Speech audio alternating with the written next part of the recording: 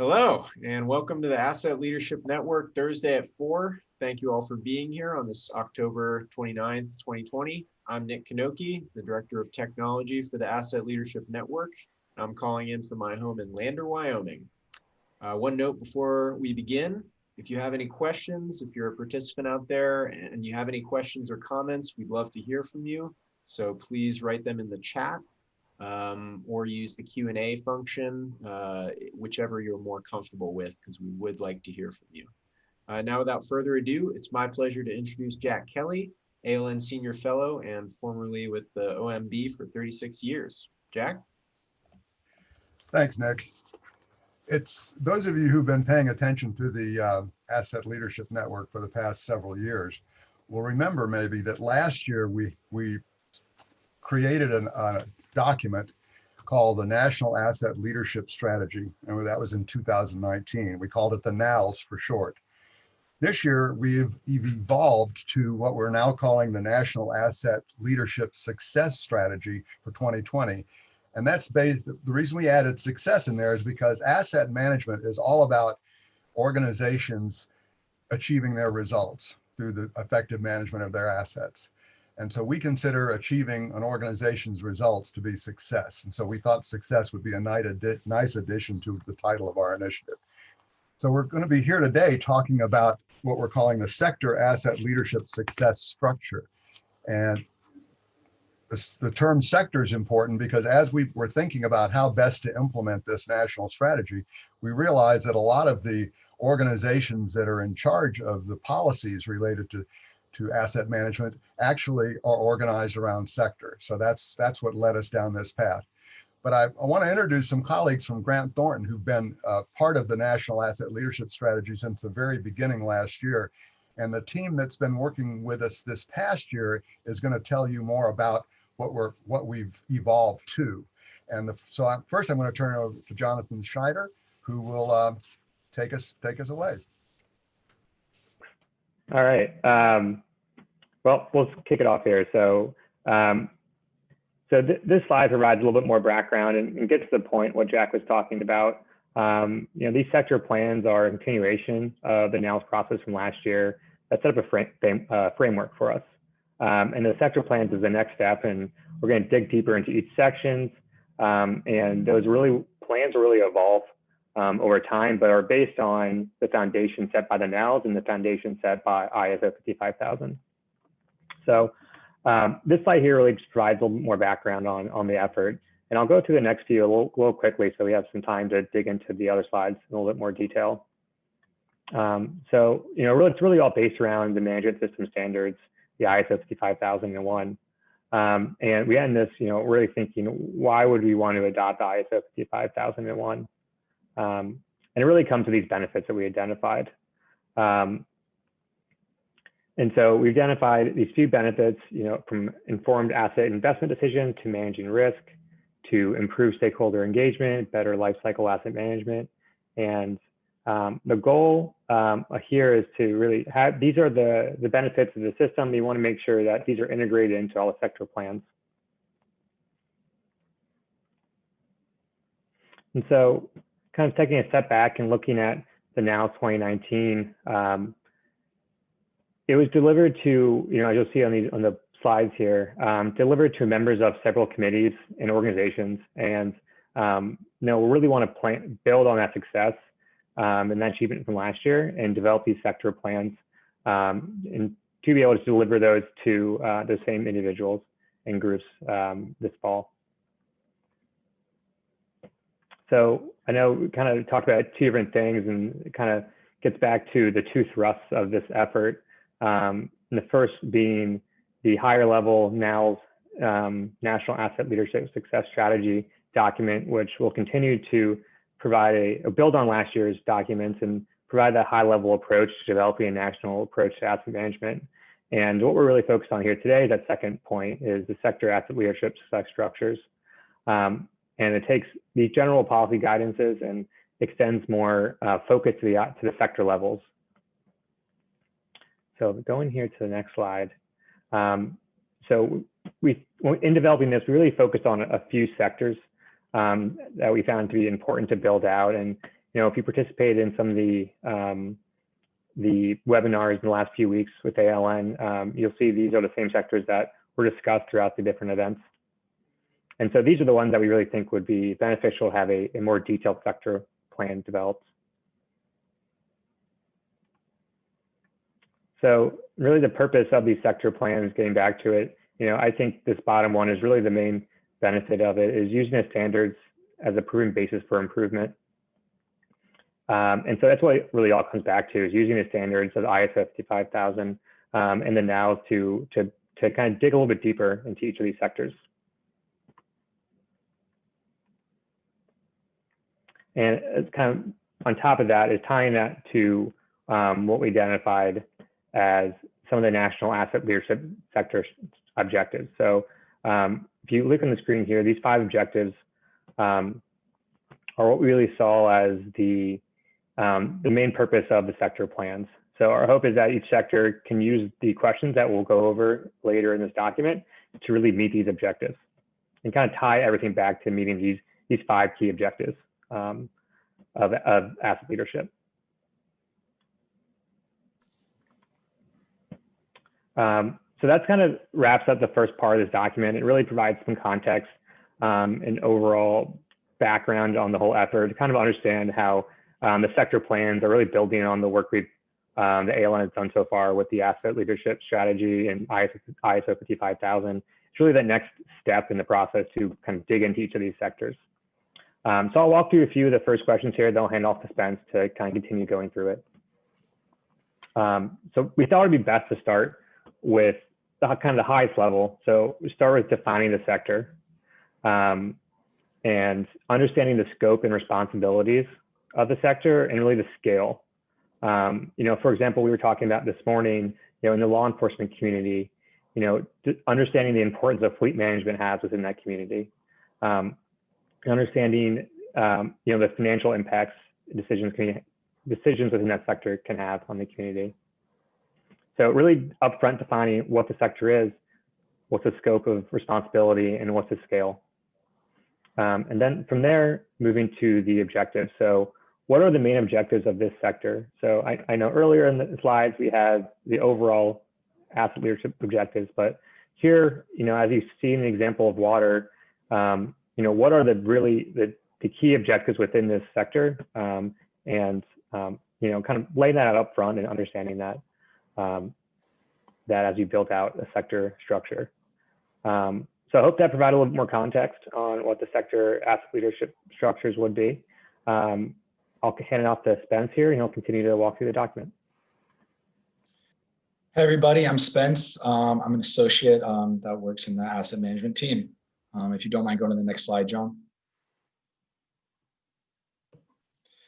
So the current state, these are the current state questions, and these questions regard the sector at this point in time. So how well are these assets in this sector achieving their national objectives? What are the most pressing problems in these sectors that are being faced, and what problems are most pressing in the current time right now?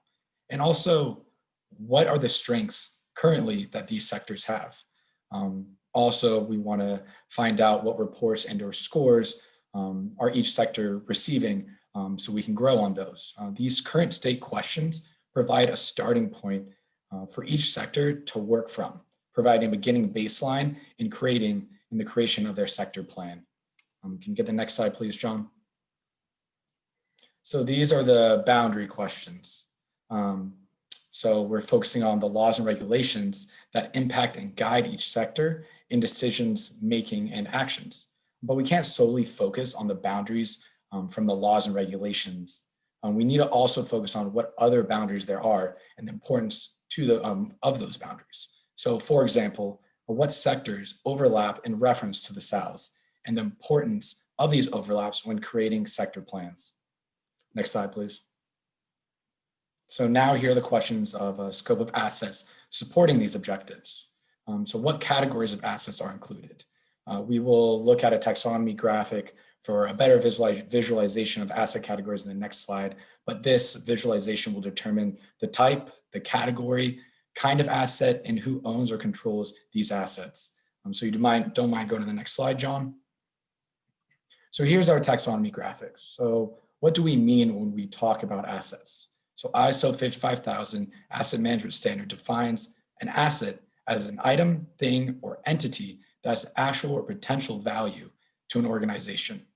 So developing a national asset leadership strategy requires agreement on characteristics or qualities that best describe the nation's assets. So this encompasses the breadth of assets, asset types, which are all encompassing. Our taxonomy graphic allows everyone to understand and agree on using this taxonomy in the creation of the sector plans. Next slide, please. So the stakeholder interest in these objectives and assets. We need to define the stakeholders involved and how stakeholders will be included in the development of each sector document. In reference to stakeholders, we also need to be aware of how we will address the social responsibility of each sector while creating effective sector plans. Can you go to the next slide? So in reference to the stakeholder questions, here's a stakeholder graphic we developed. As defined by ISO 55000, a stakeholder is a person or organization that can be affected by, or perceive themselves to be affected by decision or activity. The National Asset Leadership Success Strategy will impact assets owned or operated by, or under the influence of, multiple public and private sector entities. Stakeholders inform national objectives and how assets support those objectives.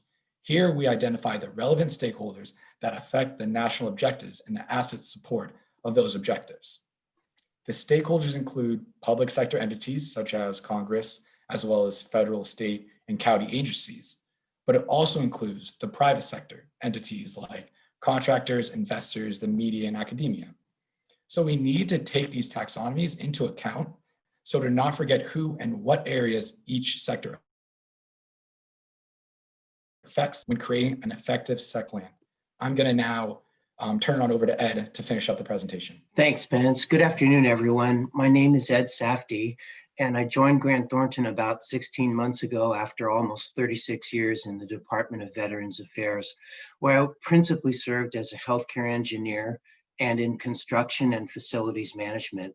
So as we go through this, I'm going to look at it through the lens of a healthcare engineer and provide some practical, concrete examples of how the questions could be answered. So what are the objectives? We want to provide safe and efficacious healthcare. That's our objective. And there are two large categories of asset management in healthcare. One is the facilities or infrastructure, and the other is the personal property, all the equipment, all the medical equipment. It's important to remember that with ISO 55K, we can divide and conquer by picking an asset group that we want to achieve better results for. If any of you had the chance to see our presentation for healthcare, you saw a tremendous success story from University Health in San Antonio in personal property. And a subtext of this is that we'd like to see that move into the infrastructure. What are the objectives? We want to provide access to healthcare. That's the objective, timely access to healthcare. Can we go to the next slide, please? The desired end state, a real life example is this. There's a tremendous amount of deferred maintenance in infrastructure and in healthcare infrastructure. That's a vulnerability. It causes utility outages and other untoward events. We'd like to reduce those. We'd like to reduce them from the big picture of disciplined asset management as opposed to just throwing money at a problem that emerges. We want to address it from the big picture down and across the entire life cycle of the asset. Anything that occurs in earlier stages of the life cycle can affect it downstream, and we want to address that from the big picture, applying ISO 55K principles with adequate governance to define the roles and responsibilities of everyone involved across the life cycle. And the next slide, please. As I said, ISO 55K supports this by providing the framework and a tremendously disciplined system to to manage all the assets, whether it's personal property or infrastructure. As to voluntary consensus and standards, there are a lot of things that could be considered here.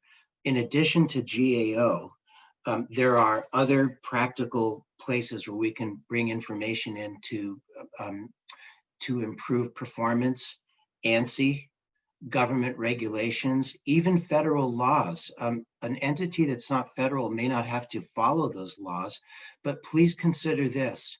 The federal government is right now preparing something called FIBIF, the Federal Integrated Framework for Business. And in FIBIF, there are many standards and capabilities that are identified. We at Grant Thornton have identified over 90 of those capabilities that need to be applied across the life cycle. They are tied to a standard or a best practice. And just one example, in addition to ISO 55K, ISO has 41K, which deals directly with maintenance. So that's something that can be applied to any entity that provides maintenance. And in healthcare, maintenance is crucial because it's a matter of patient safety. The next slide, please.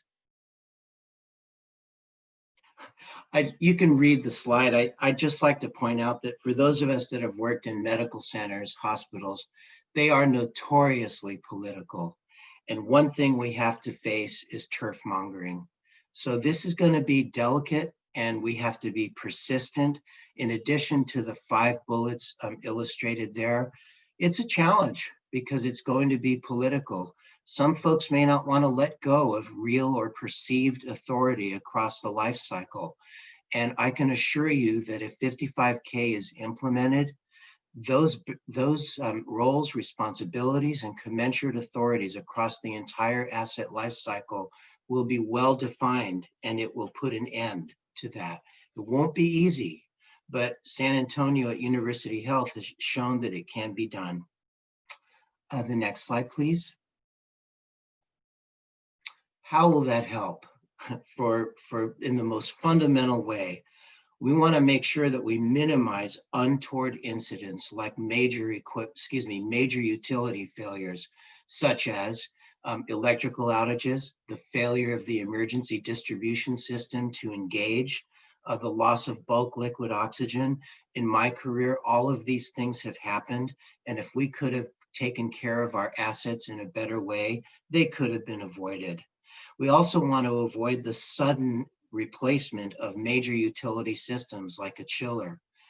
Sometimes we know that some of our systems are nearing failure, whether it's a transformer, an automatic transfer switch, a chiller, but we just can't get the funding in time to replace it.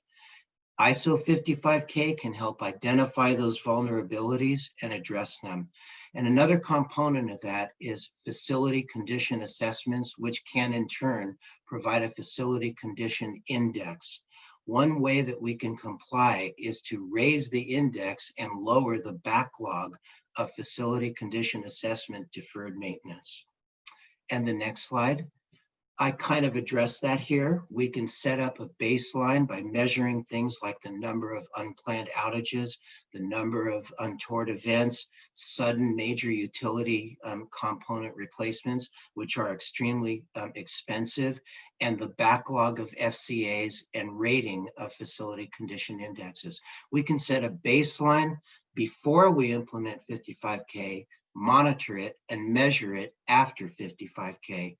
University Health has shown that there's money to be saved, and to be a little altruistic, in the case of healthcare, there's more than money at stake. It's safety and the lives of the patients that we care for. The next slide. We need to develop a plan. I may be reaching out to some of you, if you're in healthcare, to join us in building the plan. And it's the right thing to do. Besides the success story I've shared with you at University Health, this is the right thing to do. It helps with safety and it can save money. So with that, I'll turn it back over to our host.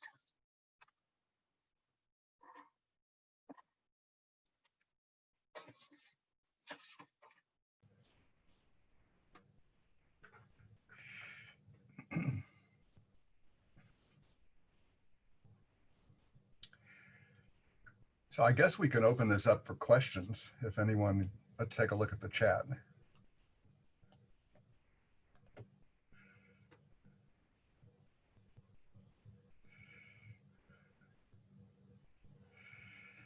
So I don't actually have any questions coming into me here. Well, first of all, I want to thank. There is one there, Jack. I'm sorry. There's one addressed to all the panelists. Does the ISO 55001 4.1 focus on organizational objectives, help reduce political infighting?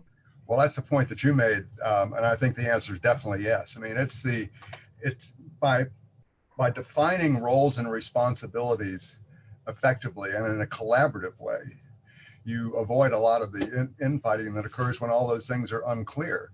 And Ed, having spent time in VA, I mean, it's like you say, it's going to be quite a cultural challenge to get people to give up roles that they have believed themselves to have when those roles don't mesh well with the roles that other people have to play. So it's there's a great leadership challenge. One of the things that was successful at the University Health System was they engaged their CFO, their Chief Financial Officer, and then their CEO. So they were able to get the support of key leadership, and that's proven critical in implementing this successfully. The other point I think we can say about the University Health System, although they started with a focus on personal property, they are currently starting to collaborate with their facilities people to expand the scope of their asset management system to include facilities as well as personal property.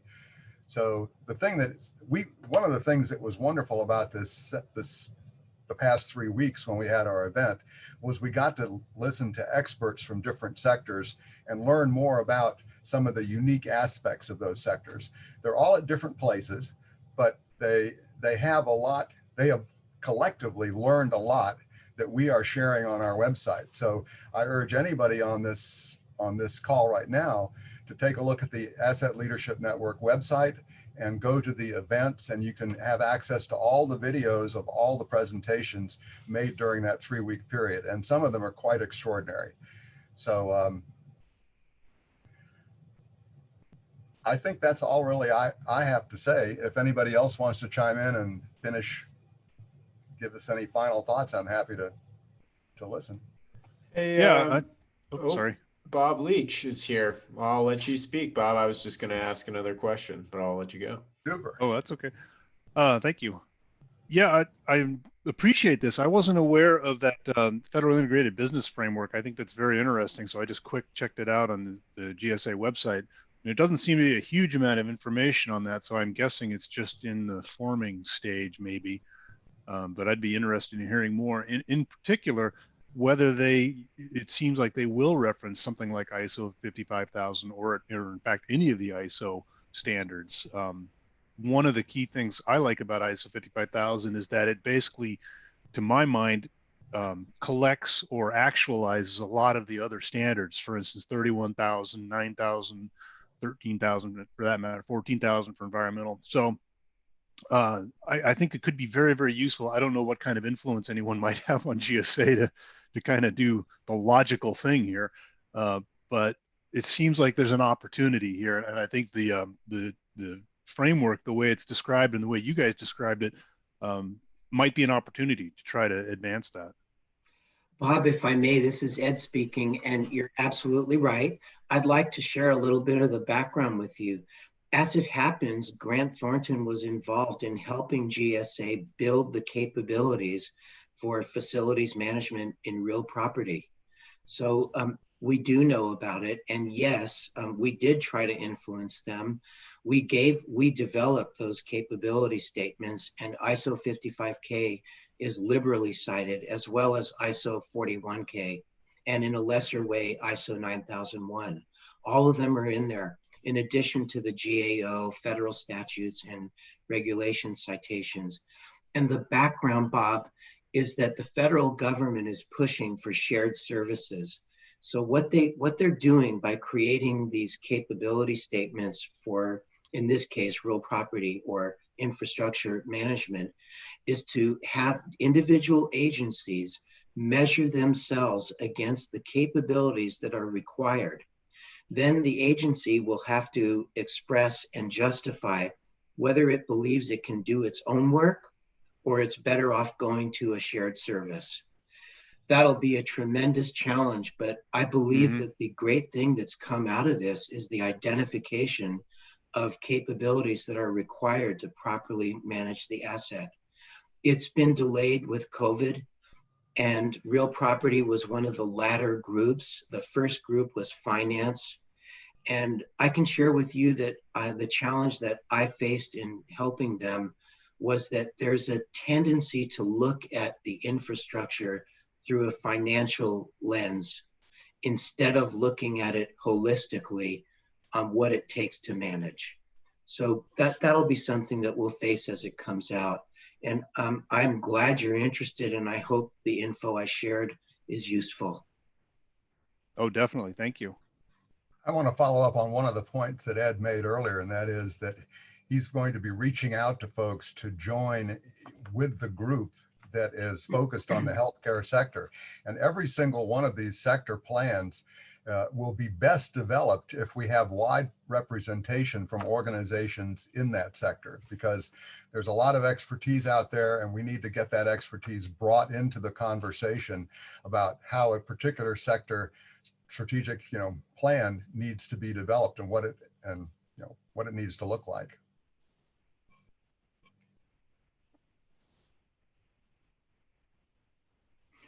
Jim also pointed out we should share with folks how they can get involved. And right off the bat, I can say on behalf of all our colleagues, contact any of us.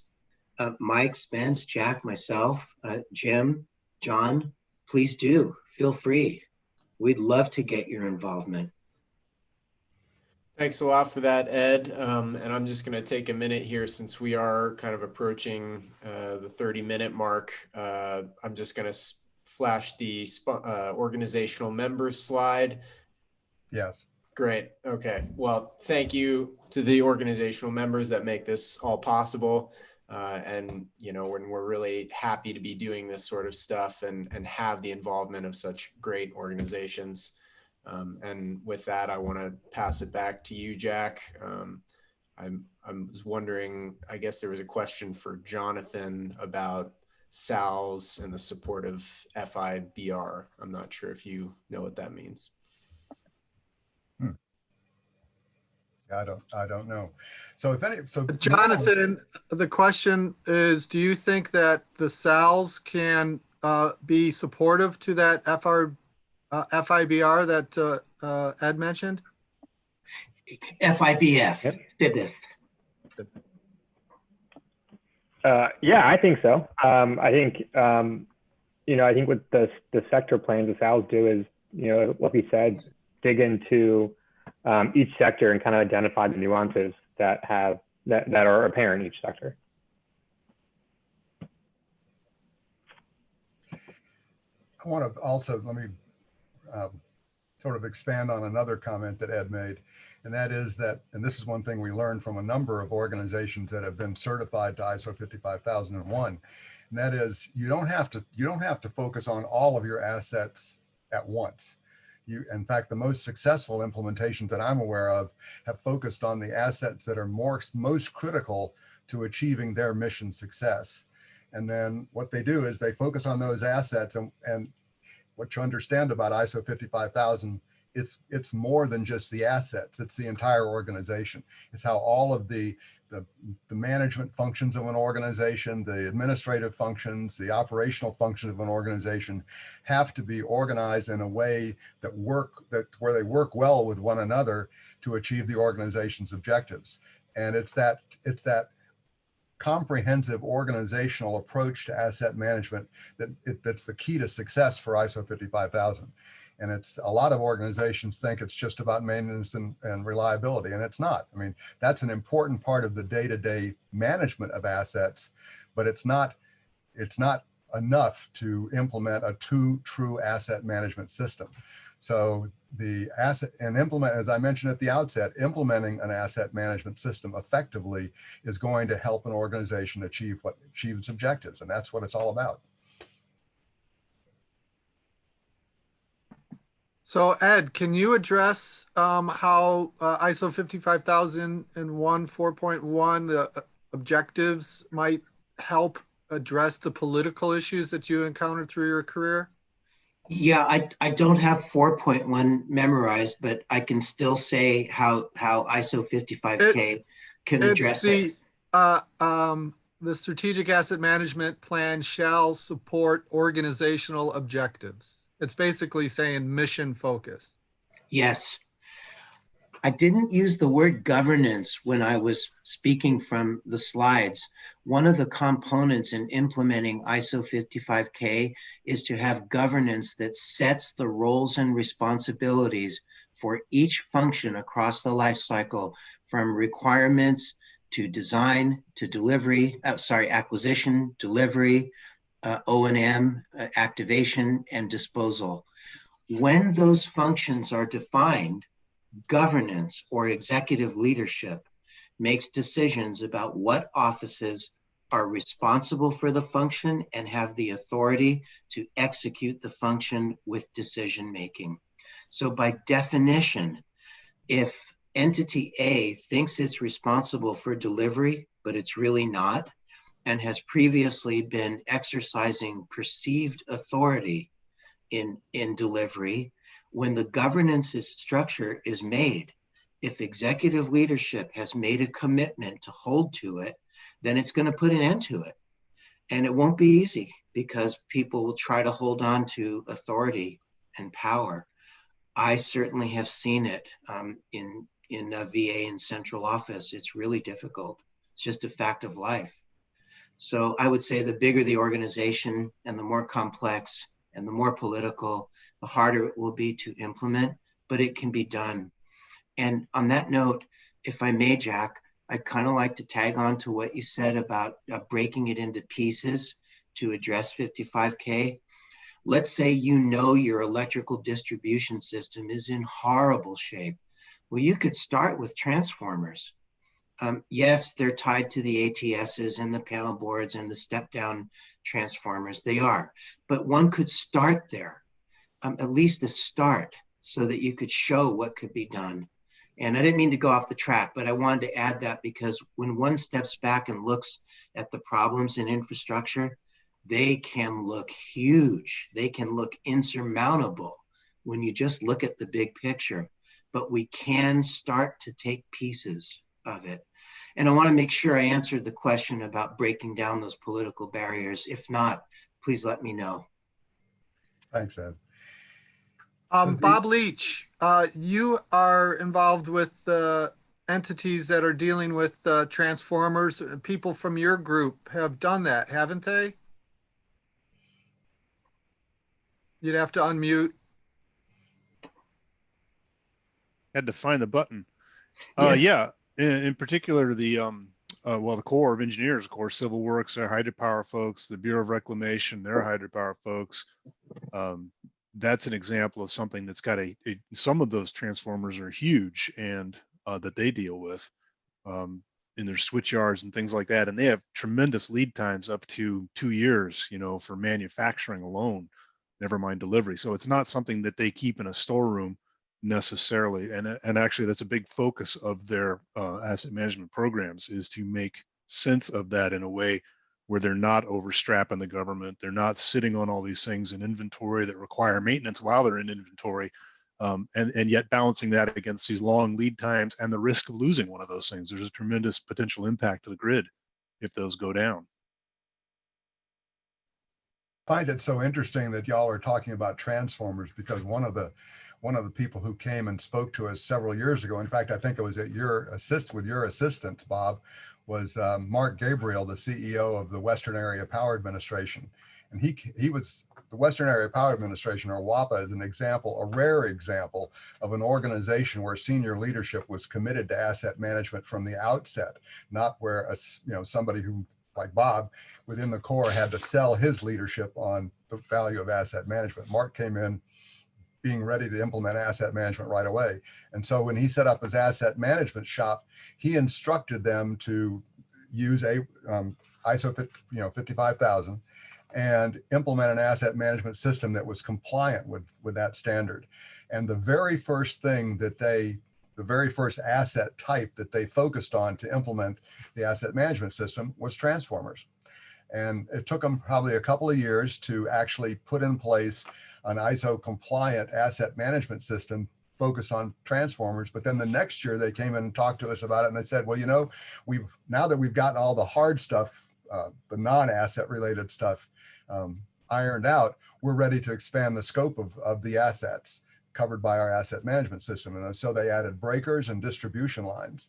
And then they came the following year and came in and said, well, now that we've done that, we are in the future, we intend to take our asset management system and expand it to cover all of our assets, which is, you know, that sounds like a really smart way to proceed to me.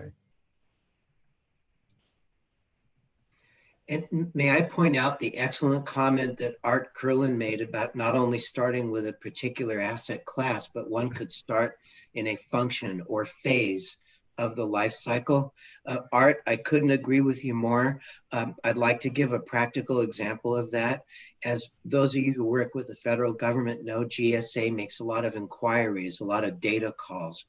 They once made a data call to VA about leasing, and multiple offices were attempting to present themselves as in charge of leasing.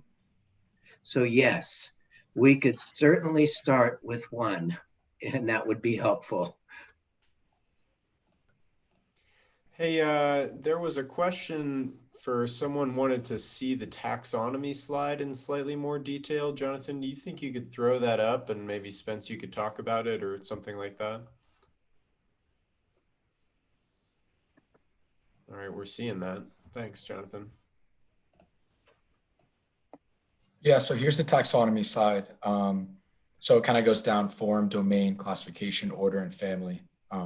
It's kind of all encompassing because these sector plans will be not just affecting physical, but also non-physical entities and assets. So is there a specific question regarding the taxonomy? I think it was just that it's hard to read some of those small words in there, but maybe we can publish this slide for closer looking afterwards. So the key thing about this, so this was developed for the National Asset Leadership Strategy last year, and it's basically a way to characterize all of the assets that exist basically. But when you get into a sector, what's important is you really get down to the type level. You know, you're talking about, for example, in law enforcement, you might be talking about, well, as we mentioned before, motor vehicles. You could be talking about various kinds of physical equipment to support law enforcement. You can talk about, you know, surveillance equipment, drones and, you know, aircraft, things like that. So so the specific assets that are going to be critical to the success of a particular sector are going to be in most cases unique to that sector, or at least a lot of the assets will be unique to that sector.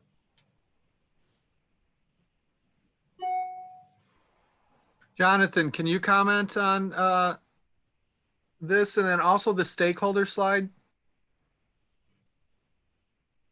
Yeah, absolutely. Sorry, it's taking a second to get off mute there.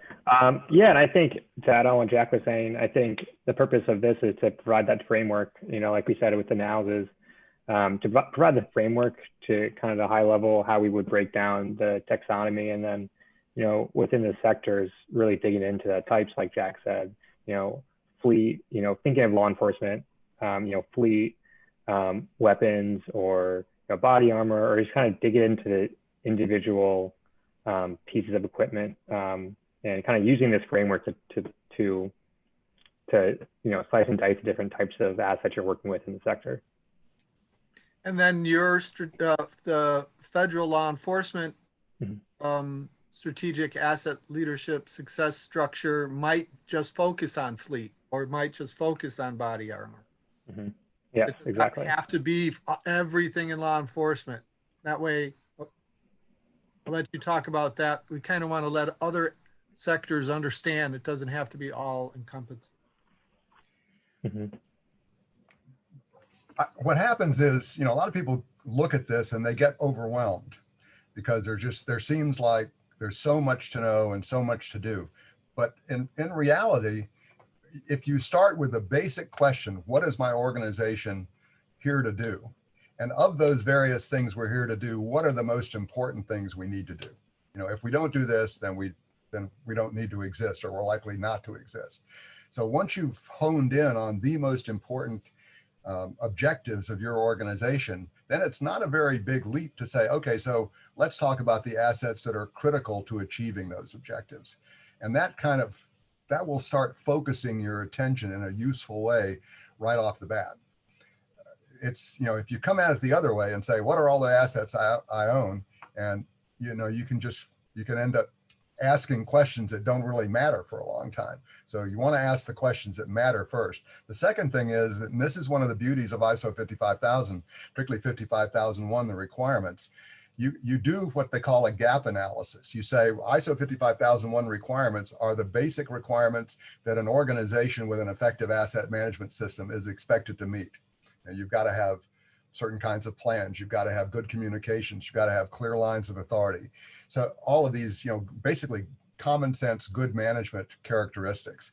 And then if you assess where your organization is compared to where the standard says you should be in terms of meeting requirements, then where you don't meet the requirements, that's a gap. And the next thing you do once you've completed a gap analysis is you come up with essentially a corrective action plan. How do we close the gaps? Which gaps are most important to close first?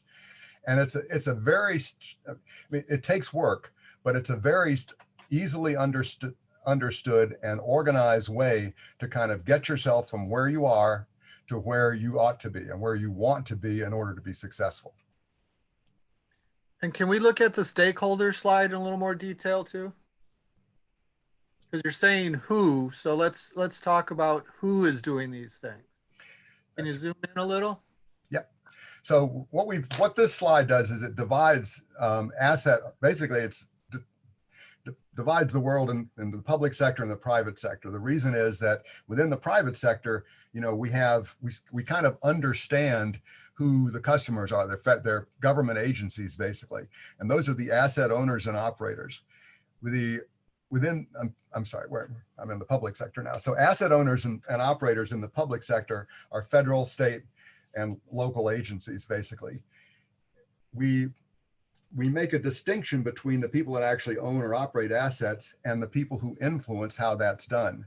Within the federal government, the major influences are Congress through legislation, the executive branch policymaking agencies like OMB, where I used to work, and then grant-making agencies whose regulations on how grants are issued can be, and sometimes are, conditioned on whether or not the grantees exhibit an asset management plan, for example. So those are people in the federal government who can influence how the federal agencies actually manage their assets. And in the case of the grant-making agencies, how state and local agencies manage their assets. And then of course, you've got, at the state, county, and municipal levels, they have their own legislatures. They may have grant-making agencies, and they often have regulators. The other thing where this is different from the first version that we produced when we did the NALs, is we recognize that in the first version, we had forgotten beneficiaries, because there are a lot of people who benefit from government action. They're the public sector equivalent of customers on the private sector side. And they are critical in terms of making sure that what you're operating benefits people, basically. We just had a question or two come in.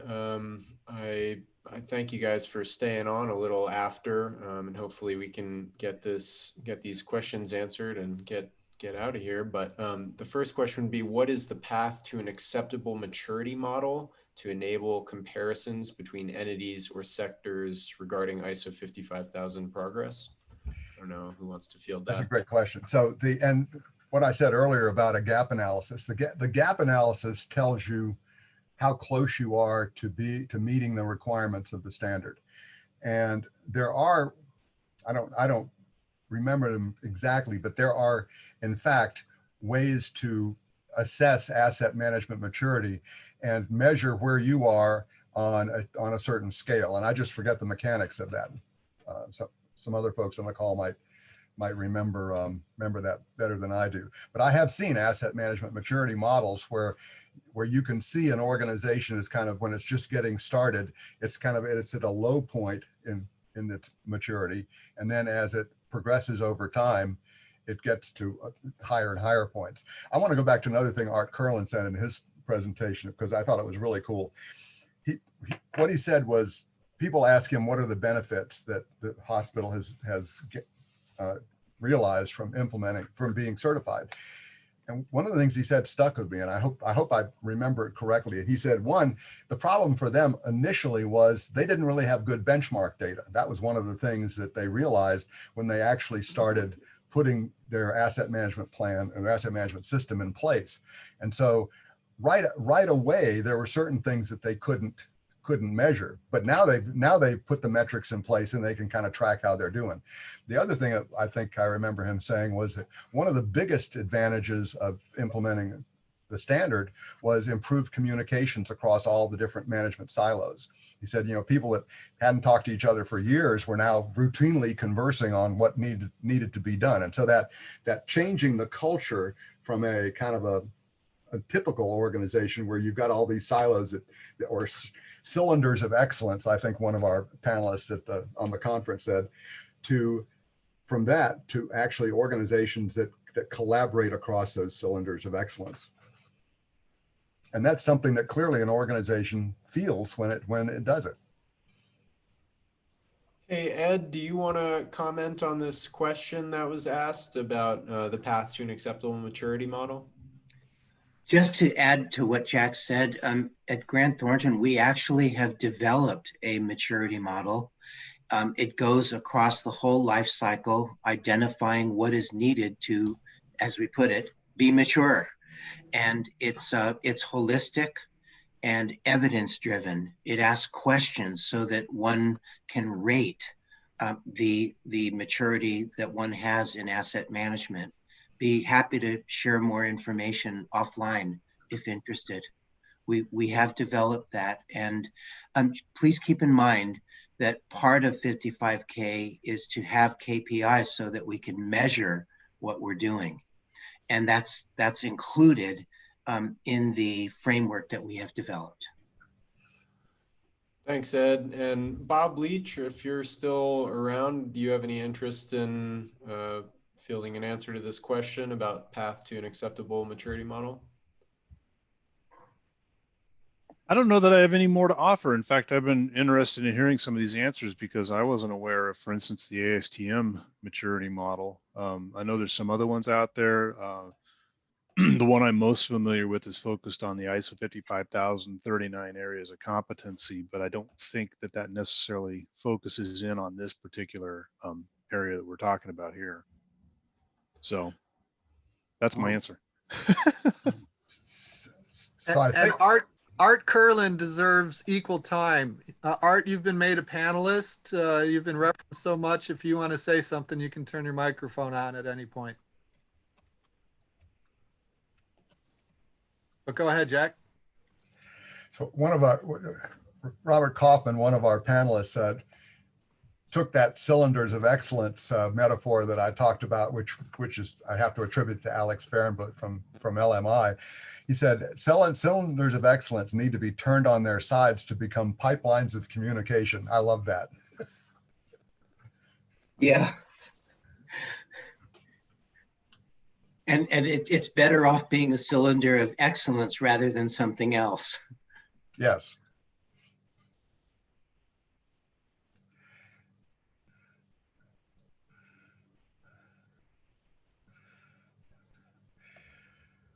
Jack, I'm not seeing any other questions. I don't know if anyone else has a closing thought or something they want to offer. Otherwise, I would invite everyone to make a closing salutation and we'll call it good. Okay. Well, thank you all for joining us. We are really excited about this sector-based approach to implementing asset management. And one of the things that there are two things that I can think of that are going to be critical to our ability to do that.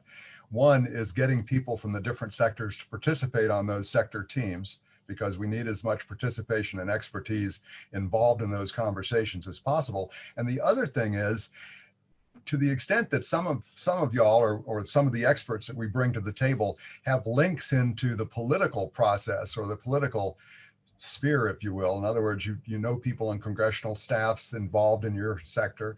That can be very helpful, because we need to open up communications between the asset owners and operators and the influencers. And some of the key influencers, certainly in the government space, are congressional staffers or members of Congress. So I urge y'all to be thinking about that as you start thinking about how to engage on this. And if you have any connections that can be helpful to this effort, please let us know. That's all I've got. Thanks, Ed, Jonathan Jonathan, and- and Spence. What was that, Mike? Please comment, close out, Jonathan and Spence and Ed. Yeah, I'll just add thank you so much for letting us speak here today. And I think Ed mentioned it. Feel free to reach out to any one of us if you want to get involved. More the merrier, I think. Yeah, to echo John, thanks for everybody for attending and listening.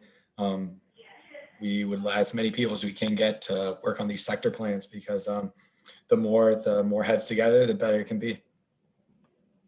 And I'll just close by saying we all really appreciate you sharing your time with us. We respect your time and glad you gave us a chance. Thank you. Thanks for hosting, Jack. See you guys next week, maybe at Adios. ALN Thursday at 4. Okay. Alrighty, thank you. Bye, everyone. Bye. Bye.